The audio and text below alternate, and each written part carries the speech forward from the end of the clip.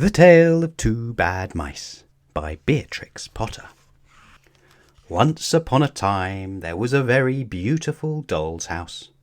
It was red brick with white windows, and it had real muslin curtains and a front door and a chimney. It belonged to two dolls called Lucinda and Jane. At least, it belonged to Lucinda, but she never ordered meals.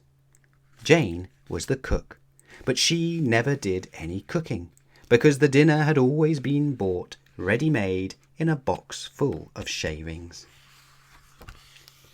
There were 2 red lobsters and a ham, a fish, a pudding, and some pears and oranges.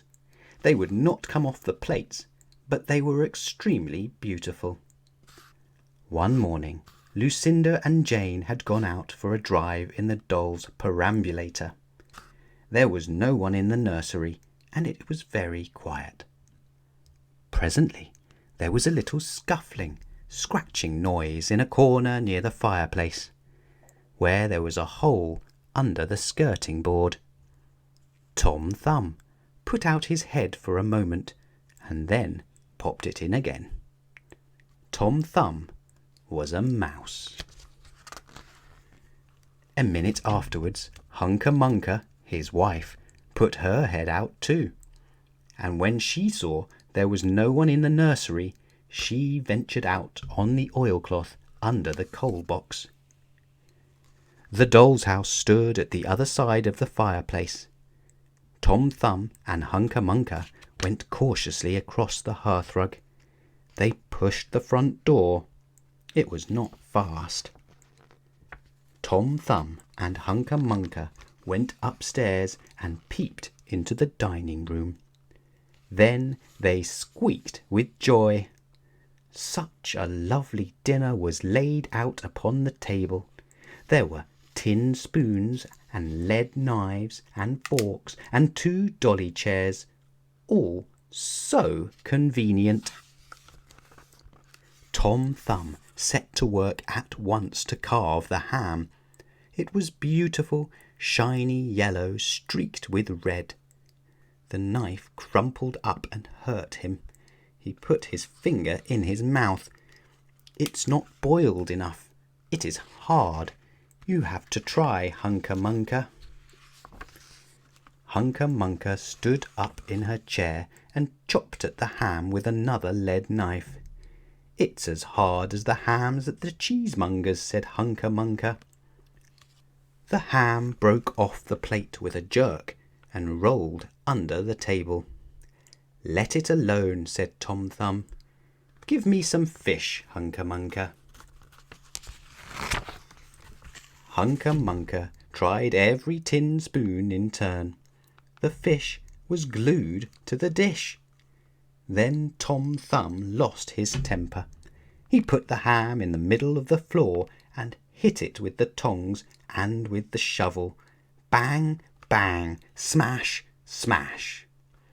The ham flew all into pieces, for underneath the shiny paint it was made of nothing but plaster. Then there was no end to the rage and disappointment of Tom Thumb and Hunca Munca.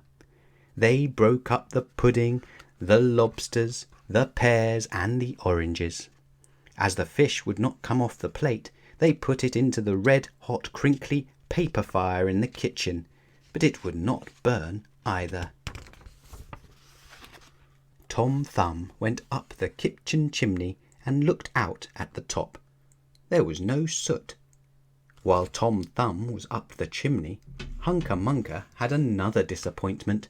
She found some tiny canisters upon the dresser, labelled rice, coffee, sago.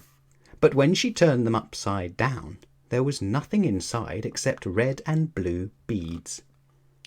Then those mice set to work to do all the mischief they could, especially Tom Thumb. He took Jane's clothes out of the chest of drawers in her bedroom, and he threw them out of the top floor window. But Hunca Munca had a frugal mind. After pulling half the feathers out of Lucinda's bolster, she remembered that she herself was in want of a feather bed. With Tom's assistance she carried the bolster downstairs and across the hearthrug. It was difficult to squeeze the bolster into the mouse hole, but they managed it somehow.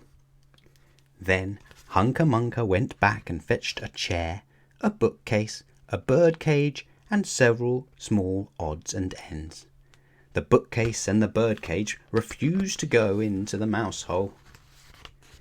Hunca Munca left them behind the coal box and went to fetch a cradle. Hunca Munca was just returning with another chair when suddenly there was a noise of talking outside upon the landing. The mice rushed back into their hole, and the dolls came into the nursery. What a sight met the eyes of Jane and Lucinda! Lucinda sat upon the upset kitchen stove and stared, and Jane leant against the kitchen dresser and smiled, but neither of them made any remark. The bookcase and the bird cage were rescued from under the coal box, but Hunca Munca has got the cradle and some of Lucinda's clothes. She also has some useful pots and pans and several other things. The little girl that the doll's house belonged to said, "I will get a doll dressed like a policeman." But the nurse said, "I will set a mouse trap." So that is the story of the two bad mice. But they were not so very, very naughty after all, because Tom Thumb paid for everything he broke. He found a crooked sixpence under the hearthrug, and upon Christmas Eve he and Hunca Munca stuffed it into one of the stockings of Lucinda and Jane. And very early every morning, before anybody is awake, Hunca Munca comes with her dustpan and her broom to sweep the dolly's house.